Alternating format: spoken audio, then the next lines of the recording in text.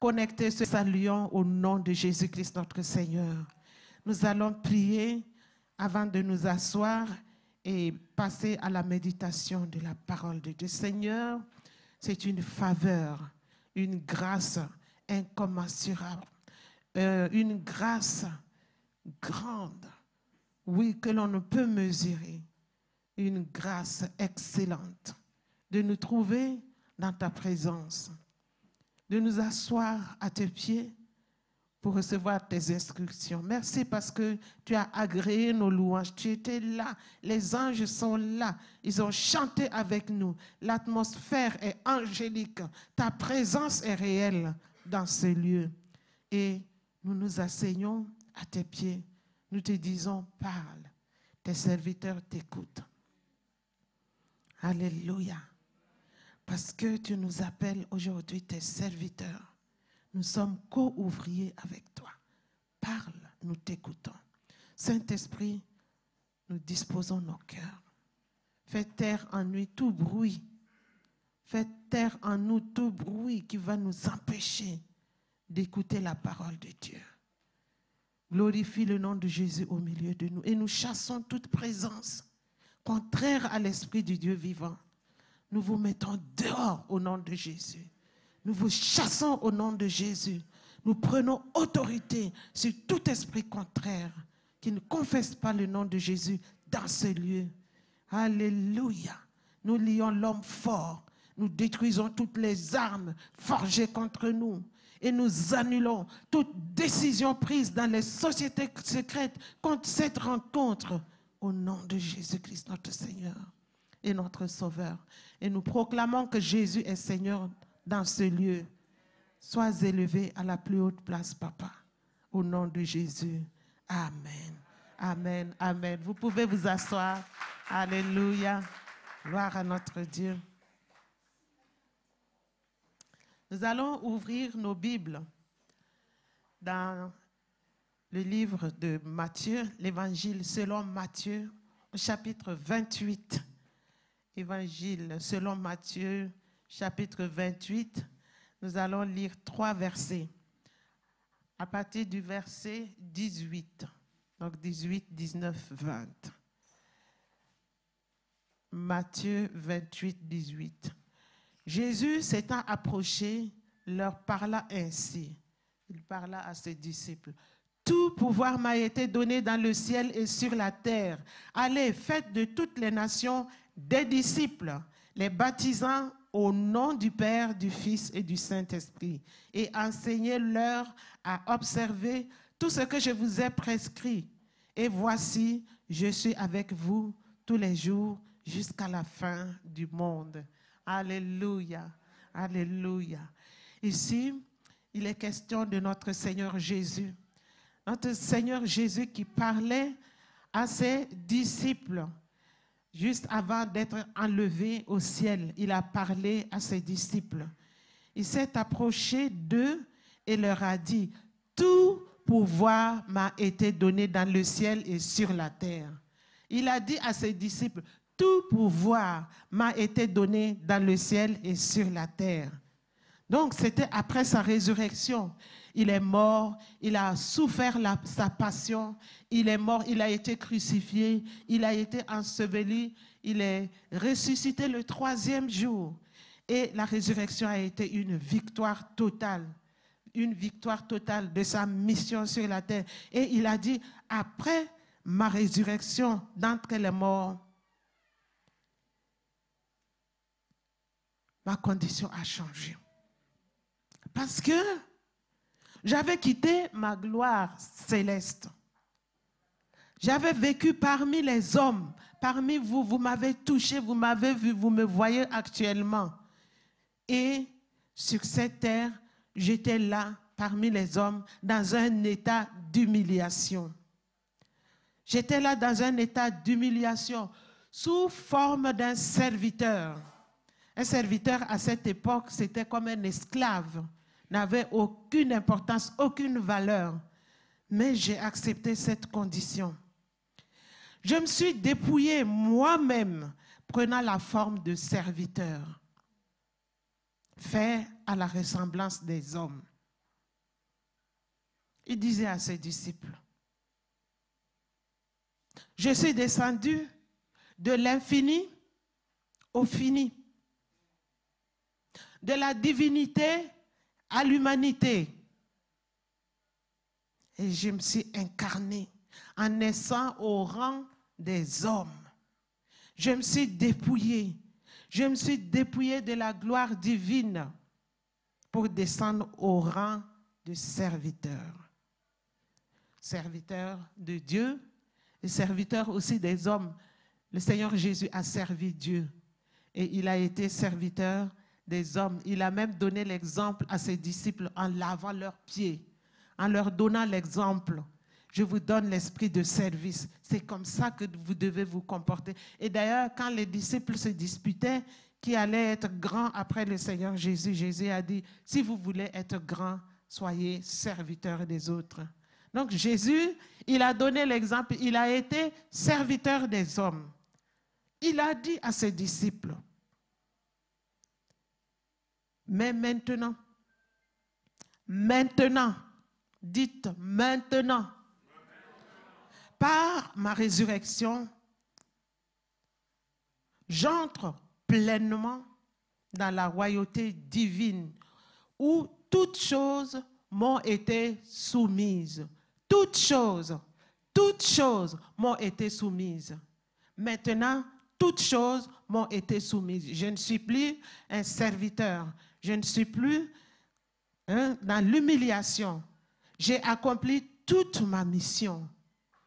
Toute la mission a été accomplie pour le salut de l'humanité. Maintenant, j'entre dans la gloire. Je suis glorifié.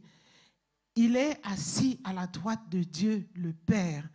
Et là, si nous lisons dans Éphésiens 1, versets 20 à 23, nous allons voir qu'il est dit, Dieu a déployé en Jésus-Christ sa toute-puissance. C'est sa toute-puissance. Il l'a déployée en Christ, en le ressuscitant des morts et en le faisant asseoir à sa droite dans les lieux célestes. Verset 21. Au-dessus de toute domination, de toute autorité, de toute puissance, de toute dignité et de tout nom qui se peut nommer non seulement dans le siècle présent, mais encore dans le siècle à venir. Voilà la condition de notre Seigneur. Tout pouvoir lui a été donné. Il a vaincu toutes les dominations, toutes les autorités, toutes les puissances, toutes les dignités, tout nom qui puisse se nommer, que ce soit une maladie, que ce soit n'importe quel nom qui puisse se nommer dans les cieux, sur la terre, maintenant ou dans le temps à venir, Jésus-Christ a tout vaincu. Tout est sous sa domination. Et c'est avec cette puissance, cette autorité, qu'il envoie les disciples en mission. Alléluia. Au verset 19, il est dit, allez, allez, faites de toutes les nations des disciples, les baptisant au nom du Père et du Fils et du Saint-Esprit. Il dit, allez, allez sans frayeur. Il leur certifie qu'ils peuvent aller sans aucune frayeur, accomplir leur mission. Parce qu'il a tout vaincu. Tout est sous sa domination. Tout est sous sa toute puissance. Alors il les envoie. Il leur dit de bannir la crainte, de bannir la peur, parce qu'ils vont réussir leur mission. Parce que rien ne peut les empêcher de réussir leur mission. Alléluia. Faire de toutes les nations des disciples. Voilà leur mission. Faire de toutes les nations des disciples. En latin, disciple veut dire discipulus, c'est-à-dire des élèves. Donc Jésus envoie ses disciples pour faire des élèves de Jésus. À l'époque, il y avait des maîtres qui avaient des disciples groupés en école. Je crois que c'est le même principe. Nous avons une enseignante au milieu de nous qui a enseigné des enfants. Elle avait des enfants tout autour d'elle. C'est le principe où le maître parle et les disciples écoutent. les élèves écoutent. Ils peuvent poser des questions, ils peuvent engager aussi des discussions. Et nous avons l'exemple de l'apôtre Paul. Paul, c'était Saul de Tarse. Il avait été éduqué, il avait étudié plutôt au pied d'un grand qui s'appelle Gamaliel. Et les disciples de Jésus étaient aussi ses étudiants, si vous voulez, ses élèves. Et il leur a dit, vous êtes des choisis. Les disciples sont des choisis. Ce sont des personnes choisies par Jésus-Christ. Ce sont des amis de Jésus. Le Seigneur envoie ses disciples pour faire des amis de Jésus, pour faire des choisis, des personnes choisies pour Jésus-Christ, notre Seigneur. Et plus tard, les disciples portèrent le nom de chrétiens. Chrétien, ça veut dire un petit Christ. C'était pour se moquer d'eux en disant, oh, ce sont des chrétiens, ce sont les petits Christ, là, ils sont comme Christ. C'était un nom péjoratif. Oui, mais chrétiens, nous sommes tous des chrétiens, nous qui croyons en notre Seigneur, nous sommes ses disciples. Nous sommes des petits Christ, c'est-à-dire des gens qui ont les caractéristiques de Jésus-Christ. Et ce qui a caractérisé plus, les caractéristiques de Jésus, on peut commencer par quoi quand on veut citer les caractères de Jésus? Vous pouvez m'aider? Pardon? Il était rempli de l'esprit. Les fruits de l'esprit, le fruit de l'esprit. Ah, c'est bien. Porter beaucoup de fruits qui glorifient Dieu. Et quoi encore? Humble, l'humilité, le pardon et la patience. Compatissant. Là, la colère. Voilà l'amour. J'attendais l'amour en premier lieu. L'amour, l'amour, l'amour. Oui, c'est en nous aimant les uns les autres que le monde verra que nous sommes disciples. Alléluia, de Jésus-Christ. Et il a porté aussi sa croix. Nous devons porter notre croix. Ça, c'est les caractéristiques. En plus de tout ce que vous avez cité, il y a l'amour. Il y a porter sa croix pour suivre le Seigneur. C'est ça. Et il leur a dit aussi, baptisez-les au nom du Père, du Fils et du Saint-Esprit. Et nous allons voir justement le baptême tout de suite. Il leur a dit aussi, enseignez-les. Enseignez-leur à observer tout ce que je vous ai prescrit. Donc, les prescriptions du Seigneur, c'est la parole qu'il a laissée. Il a dit, enseignez-leur à observer la parole de Christ. C'était la mission des disciples. Et il leur a dit, voici, je suis tous les jours avec vous jusqu'à la fin du monde. Il les a rassurés. Rien ne peut les séparer de son amour. Rien ne peut leur faire obstacle. Rien, ce n'est pas la difficulté, ce n'est pas les persécutions. Rien ne peut les empêcher d'accomplir leur mission. Mais nous allons nous attarder sur l'aspect du baptême. Parce qu'aujourd'hui, c'est un grand jour. Un jour glorieux pour Naëlia et pour Franck. Alléluia. Jésus leur a donné l'ordre de baptiser. Pourquoi? Pourquoi Jésus a donné l'ordre de baptiser? Nous allons examiner ensemble les raisons du baptême. Et les points que je vais traiter sont les suivants. Premièrement, le baptême est un engagement. Deuxièmement, le baptême donne des privilèges. Nous allons voir troisièmement que le baptême est une occasion de confession de foi. Alléluia. Et le baptême est une publication en quatrième point et est une prédication plutôt et nous allons conclure. Alléluia. Donc premièrement, nous allons voir que le baptême, les raisons pour lesquelles le Seigneur a ordonné le baptême, c'est que le baptême est un engagement. C'est un engagement. Je pense que j'ai déjà prêché sur ça et c'est nécessaire de le reprendre, cette prédication. Le baptême est un engagement. C'est une signature officielle Alléluia. Parce que pour rendre un document officiel, il faut le signer. Les certificats de baptême, là, j'ai dû les signer et les propriétaires ont dû les signer. C'est un acte officiel. Quand il y a un acte de naissance, on le signe.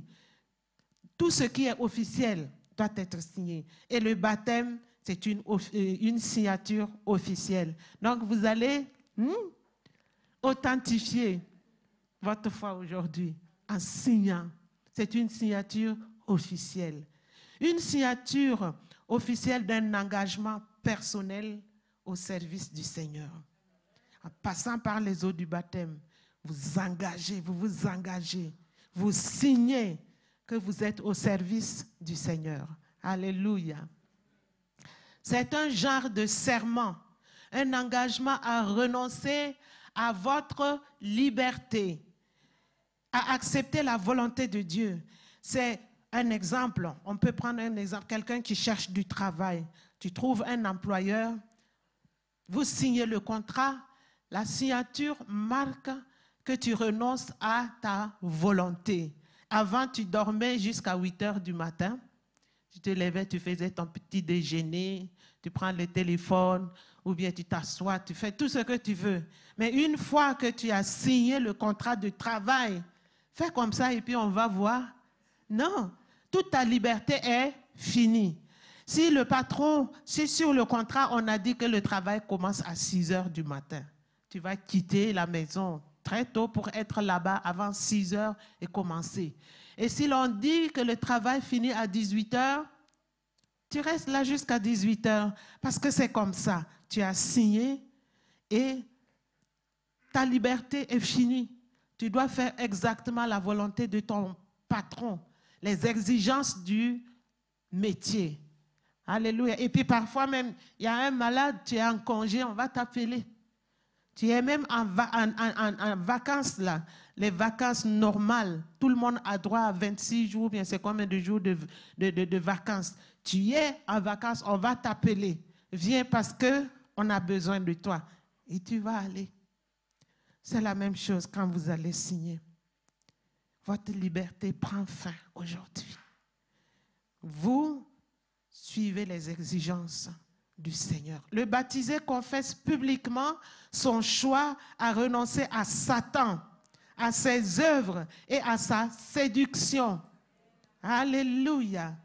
Il signe cet engagement avec un cachet à 2 volets. Quand vous tapez, vous apposez le cachet, il y a 2 aspects qui sont affichés. Il y a celui du renoncement et celui du don de soi. Celui du renoncement, c'est l'oubli. Tu t'oublies, tu oublies tout ce qui te faisait plaisir. Tu renonces à ce que tu avais aimé ou espéré faire. C'est un renoncement. Tu apprends à mourir en ces choses-là. Tu apprends à mourir à toi-même. Alléluia. La mort en soi. Et celui du don de soi, c'est-à-dire que tu te donnes totalement à Jésus, comme un soldat se donne à sa nation. Alléluia. Le soldat se donne à sa nation. Même à la retraite, on peut venir, on peut lui faire appel, même s'il démissionne.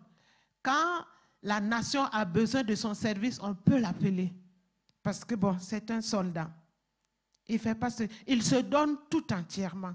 C'est comme les époux qui se donnent mutuellement en proclamant la fidélité. Ils se promettent l'un l'autre la fidélité, l'aide et l'affection.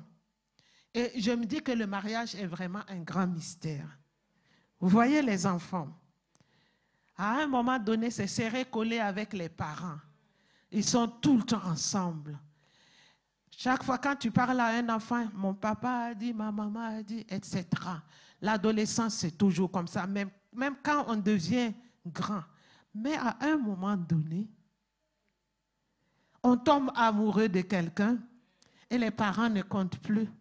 Tout ce qu'ils disaient, ça ne compte plus. Et d'ailleurs, ils vont s'engager devant le maire et devant le pasteur pour promettent fidélité et tout cela là. J'ai dit, mais quand même, le mariage est mystérieux. Il vient, oui, briser ce lien qu'il y avait entre l'enfant et ses parents. L'amour est vraiment fort. Hein. L'amour est fort. Et l'enfant quitte vraiment ses parents et vit avec quelqu'un d'autre. Et c'est pour toute la vie. C'est la même chose aussi pour le Seigneur. Vous vous donnez à Dieu pour de bon. Alléluia. Comme l'enfant qui dit qu'il a un amoureux maintenant. Ton pied, mon pied. Alléluia. Je me rappelle que quand on venait de se marier, lui, il était à la gendarmerie et puis c'était au moment de la Révolution. Donc, il était très occupé.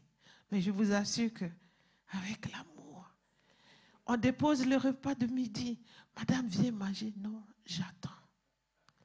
J'attends jusqu'à ce qu'il revienne et puis on mange ensemble. C'est fort, non, l'amour? C'est comme ça. Aimez le Seigneur comme ça. Que rien ne vienne vous séparer de l'amour de Dieu. Alléluia. Par le baptême, on renonce aux affections du passé pour donner place au don de soi à Jésus. Donc, il est une attestation extérieure de la foi. Donc, vous manifestez extérieurement votre foi, l'engagement, votre engagement que vous êtes chrétien. En rentrant dans les eaux du baptême, vous vous engagez devant tout le monde que vous êtes maintenant chrétien, disciple. Alléluia. Alors, cet engagement vous lie. Cet engagement vous lie. À partir de maintenant, vos talents, je sais que tu chantes bien. Toi, tu joues au football, au basket, et quoi encore? Vous pouvez citer, vous pouvez faire la liste après. Mais moi, je veux vous donner ce que moi, je possède, ce que j'ai à ma possession. Vos talents, vos énergies, votre temps appartiennent désormais à Dieu. Vous ne vous appartenez plus à vous. Ce que vous possédez ne vous appartient plus. À partir de maintenant où vous allez vous engager, vous dites, vous donnez vos biens à Dieu. Tout ce qui vous est précieux appartient maintenant à Dieu. Vous ne vous appartenez plus à vous-même. Il n'y a rien qui vous appartient. Alléluia. 2 Timothée 2,15. Vous pouvez le lire. 2 Timothée 2,15.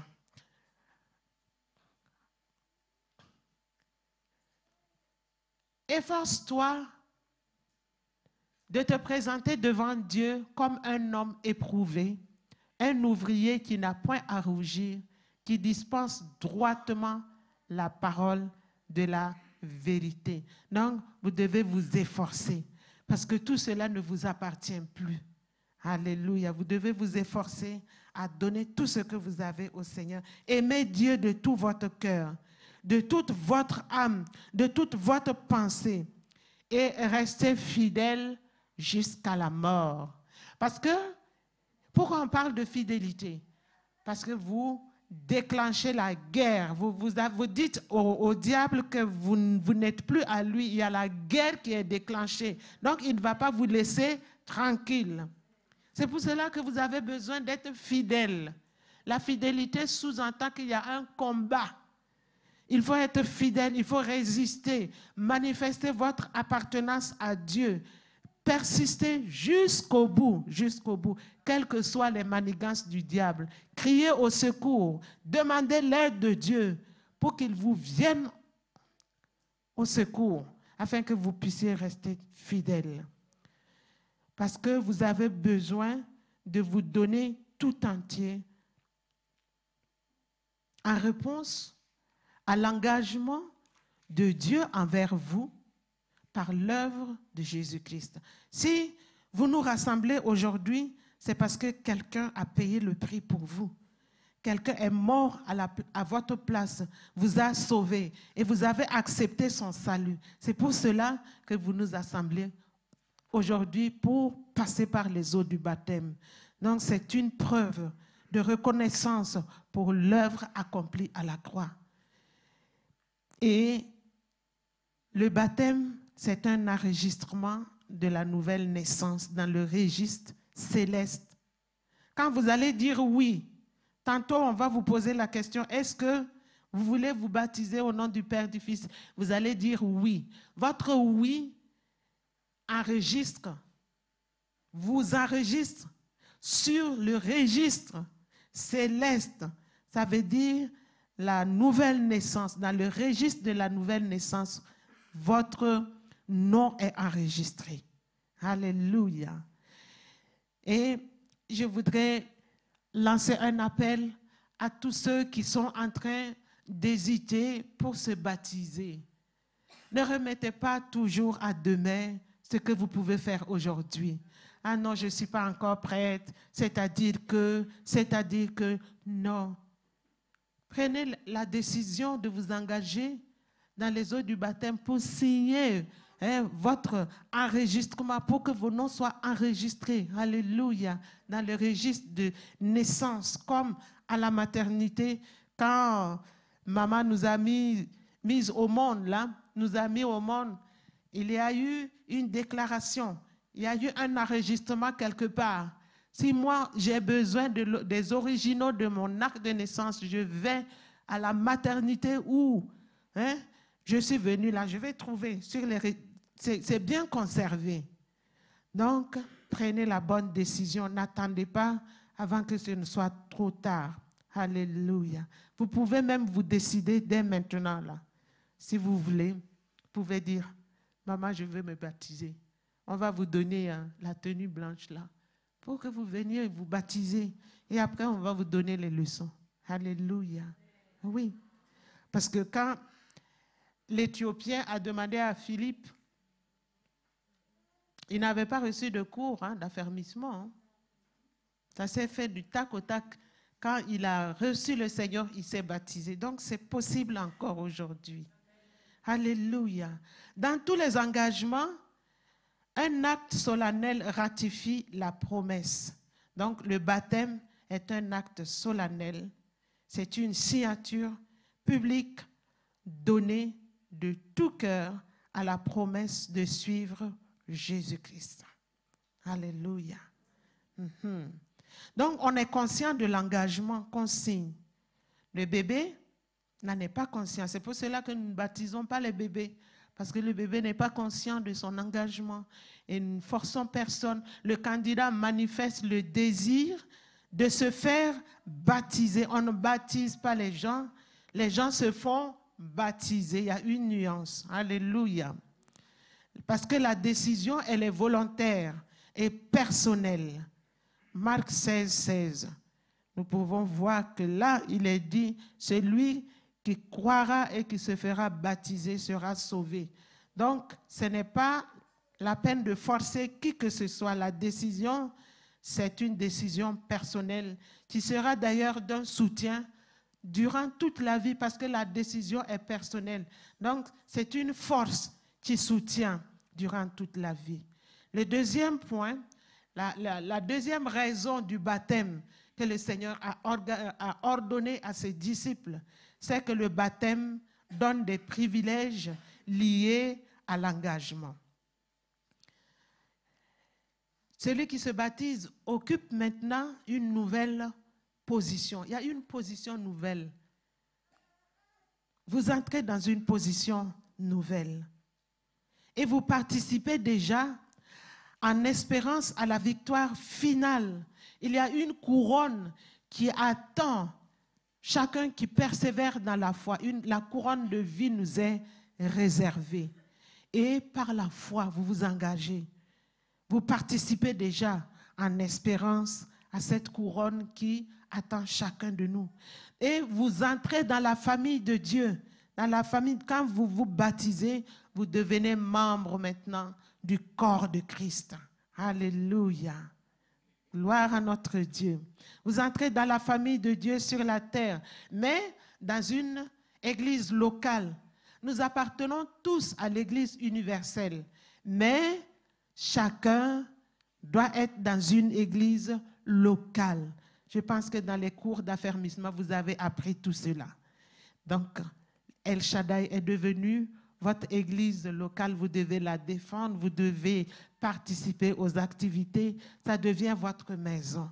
Et vous êtes appelés à rester fidèles à El Shaddai. L'apôtre Paul dit de ne pas abandonner votre assemblée comme quelques-uns le font. Alléluia. Quelqu'un qui abandonne son assemblée parce qu'il fait chaud, parce qu'il fait froid, parce que si ça, la personne marche dans la désobéissance. La personne sort de la protection que Dieu lui a ordonnée, lui a donnée. L'église locale a une grande importance. Alléluia. La fidélité jusqu'au bout, ça paye toujours. Parce qu'en restant stable, on devient un pilier. Tant qu'on est instable, le Seigneur ne peut pas compter sur vous pour faire quoi que ce soit. Donc, il faut rester, qu'il vente ou qu'il neige. Vous devenez comme des palmiers. Les palmiers dans les déserts. Qu'est-ce qu'ils ne connaissent pas comme souffrance? Mais ils sont là, tout droit, pendant les sécheresses, les chaleurs torrides de la journée, pendant les froids extrêmes du soir, de la nuit. Le palmier est là. Il est résistant parce que ses racines sont très, très, très profondes. Et ses racines vont très loin pour puiser l'eau, pour puiser les nutriments. Donc, c'est pour cela qu'il faut rester ferme, attaché à votre assemblée.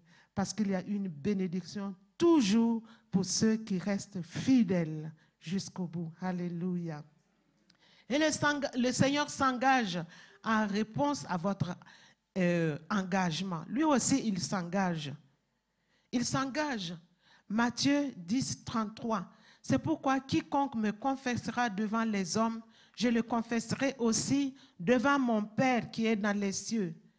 Jésus se place de votre côté et intercède en votre faveur, puisque vous vous engagez publiquement. Lui aussi, il s'engage et il intercède devant le Père. Et puisque vous n'avez pas eu honte, lui aussi il n'aura pas honte devant le Père pour confesser, témoigner en votre faveur. Alléluia. Hébreux 7, 25, il est écrit, c'est aussi pour cela qu'il peut sauver parfaitement ceux qui s'approchent de Dieu par lui, étant toujours vivant pour intercéder en leur faveur. Donc le Seigneur intercédera toujours en votre faveur. Quelle que soit votre chute, quel que soit ce qui va vous arriver, le Seigneur intercédera et demandera au Père de venir à votre secours, de manifester sa clémence envers vous. Le Seigneur Jésus intercède nuit et jour pour chacun de nous qui restons fidèles à lui. Troisième point, la troisième raison pour laquelle le Seigneur Jésus a envoyé ses disciples pour baptiser, c'est que le baptême est une occasion de confession de foi. Alléluia. Il est capital de confesser oralement notre foi. C'est pour cela que vous allez proclamer la confession de foi tout à l'heure. On va l'afficher et vous allez proclamer. Je pense que vous la connaissez déjà. C'est très important de faire sortir de votre bouche la confession. C'est très, très, très important. Elle manifeste l'action intérieure du Saint-Esprit et nous compromet pour Christ aux yeux de tous. Alléluia. C'est bien de faire la confession publique comme ça. Le baptême donne l'occasion et le courage de rendre témoignage de votre conversion devant l'Église. En vous baptisant, vous dites à tout le monde que vous êtes convertis. Alléluia. Donc le diable le voit, les anges le voient, tout le monde voit, tout le monde est témoin. Témoin que vous êtes convertis, que vous avez changé de camp. Alléluia. Gloire à notre Dieu. Vous devenez membre du corps de Christ, comme je l'ai dit. Membre de l'église locale El Shaddai du Luxembourg. Vous êtes conscient que le baptême ne sauve pas. Le baptême ne sauve personne. mais vous exprimez par là, d'une manière externe et visible, votre changement d'attitude interne. Ce qui se passe à l'intérieur s'extériorise. Alléluia. Et ce souvenir vous aidera à tenir ferme. Quand vous allez vous rappeler que vous avez fait ce témoignage public devant tout le monde, et maintenant avec les réseaux sociaux, ça sera vu à travers le monde. Celui qui veut, verra. Ça, c'est quelque chose qui va vous aider à tenir ferme. Vous allez vous souvenir ce jour-là, vous souvenir de ce grand jour qui s'appelle aujourd'hui. Et ce souvenir qui va rester en vous va vous aider à traverser les déserts, à traverser les fleuves, à traverser la mer, à traverser toutes les difficultés. Ça va vous affermir dans votre foi. Alléluia. Le baptême est un acte posé par ceux qui constituent l'Église. C'est-à-dire que sont rassemblés dans les différentes églises ceux qui ont entendu l'annonce de la parole de Dieu, qui ont eu la foi et qui sont passés par les eaux du baptême. Ce sont eux qui se rassemblent pour former l'Église. Donc, dans chaque église, c'est un rassemblement de ceux qui ont entendu la parole de Dieu, qui ont eu la foi, qui ont cru et qui sont passés par les eaux du baptême. C'est ça, le corps de Christ. Et vous y entrez. Acte 18, 8 nous explique, nous permet de comprendre ce que l'on vient de dire. Acte 18, verset 8, il est écrit, « Cependant, Crispus, le chef de la synagogue, crut au Seigneur avec toute sa famille. Et plusieurs Corinthiens qui avaient entendu Paul crurent aussi et furent baptisés. » Donc, on entend la parole, on croit et après, on est baptisé. Et on adhère maintenant à une église locale et on appartient à l'église universelle. Gloire à notre Dieu. Donc, nous baptisons les croyants. Ceux qui ont cru reçoivent le baptême. Si tu as cru, ne tarde pas. Parce qu'il te reste un pas. Alléluia. Donc, nous allons continuer. Je pense que j'ai couru rapidement et c'est bien aussi. Le quatrième point, donc la quatrième raison pour laquelle le Seigneur Jésus-Christ a ordonné à ses disciples de baptiser ceux qui auront cru, c'est que le baptême est une prédication. À chaque fois qu'il y a un service de baptême, nous prêchons la mort de Jésus. Nous prêchons la mort de Jésus. Papa Diaf, nous prêchons la mort de Jésus. Alléluia. Nous prêchons la mort et la résurrection du Seigneur Jésus jusqu'à ce qu'il revienne. Et nous proclamons que nous mourrons avec lui. Et nous sommes ensevelis avec lui. Et nous ressuscitons aussi avec lui. C'est une prédication. Le service, le fait de rentrer dans l'eau, de sortir de l'eau, ça c'est une prédication. C'est parce que Jésus est mort. Jésus est mort. Et puisqu'il est mort, nous aussi nous mourrons avec lui. Nous mourrons au péché. Le péché n'a plus de pouvoir sur nous. Alléluia. Et nous vivons avec Jésus-Christ. Quand nous sortons de l'eau, nous montrons que nous ressuscitons aussi avec Christ pour marcher en nouveauté de vie. Une vie nouvelle nous attend. Nous sommes nés de nouveau et nous sommes des bébés spirituels. Nous devons nous engager maintenant à vivre en tant qu'être spirituel, en tant qu'enfant de Dieu sauvé par le sang précieux de Jésus. Alléluia. C'est une prédication en elle-même. Le baptême ne sauve pas. Je le répète, le baptême ne sauve pas du tout, du tout, du tout. Si vous pensez que c'est en faisant ce rite-là que vous êtes sauvés, détrompez-vous. Détrompez-vous. C'est seulement entendre la parole de Dieu, croire au Seigneur Jésus et on est sauvé. croire au sacrifice de Jésus-Christ à la croix, accepter le plan rédempteur du salut, c'est ça qui nous sauve. Et le baptême est un témoignage. Le baptême parle de tous les points que nous avons traités jusqu'à maintenant. Alléluia. Et en même temps, le baptême est une occasion d'un examen. On s'examine soi-même. Et nous allons maintenant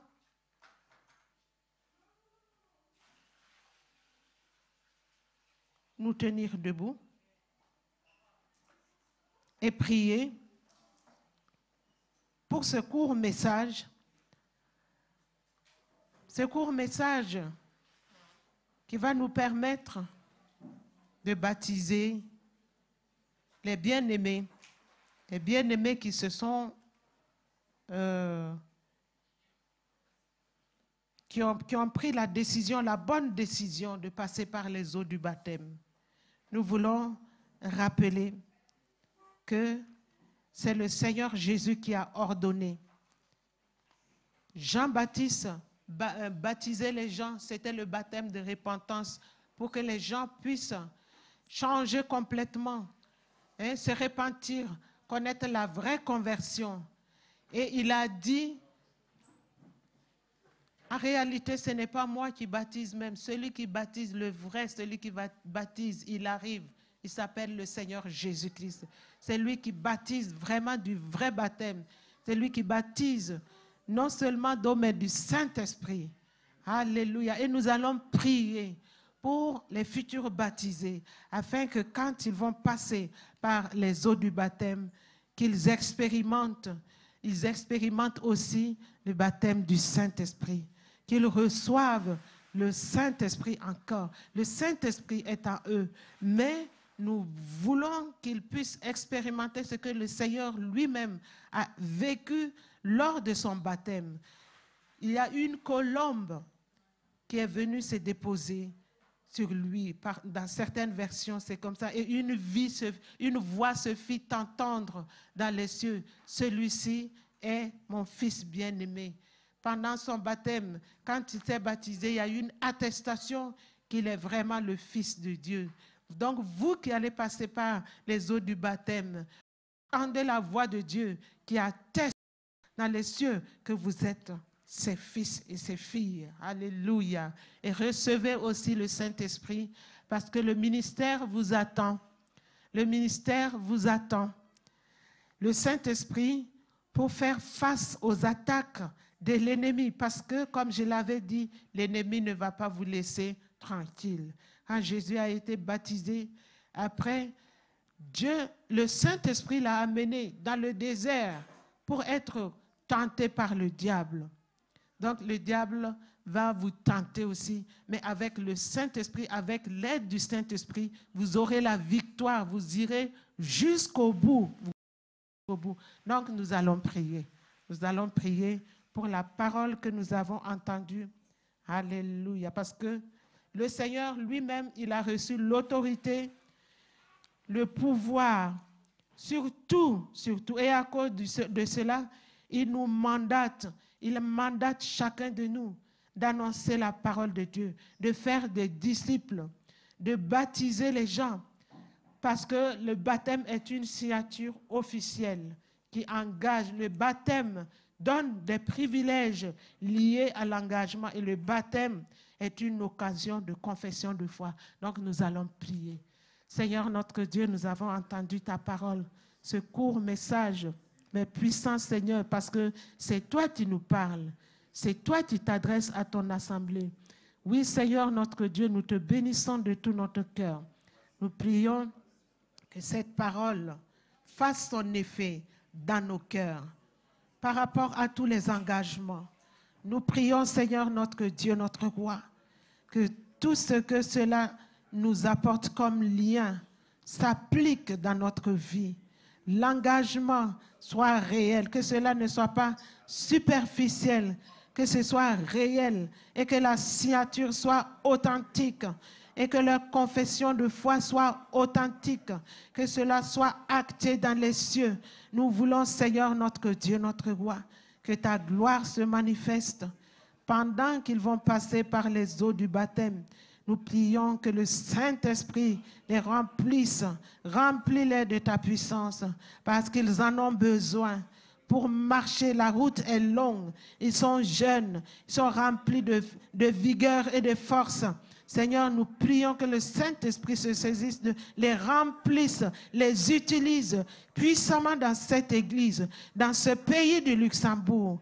Seigneur, notre Dieu, que cet acte, oui, après cet acte de confession, cet acte d'engagement, il puisse se consacrer totalement à toi, entrer dans un ministère, évoluer dans un ministère. Seigneur notre Dieu, avec l'esprit d'humilité, avec l'esprit rempli d'amour, oui, rempli d'amour pour l'Église, rempli d'amour pour les âmes perdues, l'amour pour Dieu, le Père Tout-Puissant. Nous prions, Seigneur notre Dieu, que tu les protèges contre les assauts du diable, protège-les contre les attaques de l'ennemi, protège-les contre les ruses de l'ennemi, que leur engagement, Seigneur notre Dieu, de te servir à El Shaddai, d'être membre de El Shaddai, soit un engagement authentique, qu'ils n'aient pas à rougir devant toi un jour, parce qu'ils ont quitté El Shaddai à cause de X ou de Y, mais qu'ils puissent s'entendre dire devant toi, bon et fidèle serviteur, tu es resté fidèle malgré les attaques, malgré les situations compliquées et difficiles, tu es resté fidèle. Tu es resté fidèle. Entre dans la joie de ton maître. Donne-leur, Seigneur notre Dieu, ce manteau, de porter ce manteau de fidélité. Au nom puissant de Jésus, donne-leur de porter des fruits, de porter beaucoup de fruits, porter beaucoup de fruits dans leur engagement à te suivre, dans leur engagement à t'obéir, dans leur engagement à servir leur Église, à protéger leur Église. Manifeste-toi et nous te donnerons toute la gloire. Sois élevé, Papa, à la plus haute place. Amen. Amen, amen, amen, amen. Béni soit notre Seigneur. Ça va, l'eau, elle est bonne? Elle est bonne. D'accord. Ah, bonjour.